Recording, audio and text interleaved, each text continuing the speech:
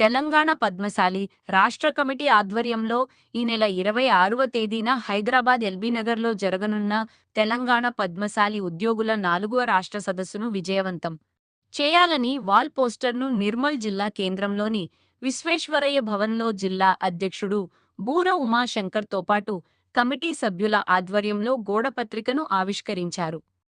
తెలంగాణ రాష్ట్రంలో ఉన్న అన్ని జిల్లాల పద్మశాలి ఉద్యోగులను ఏకం చేయడానికి ఈ సమ్మేళనం నిర్వహిస్తున్నామని తెలిపారు.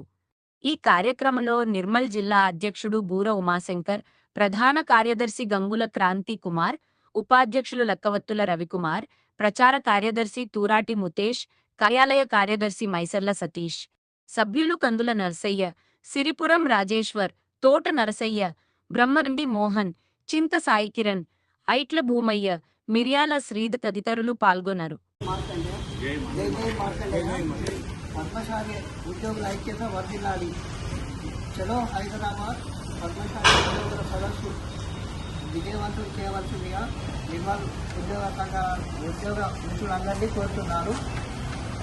తేదీ 26/6/2026 హైదరాబాద్లోని కామినేని చౌరస్తా ఎల్బీ నగర్ వద్ద స్వకులశాలి భవనంలో నిర్వహించే సదస్సును అందరూ పాల్గొని విజయవంతం చేయవలసిందిగా కోరుతున్నాను.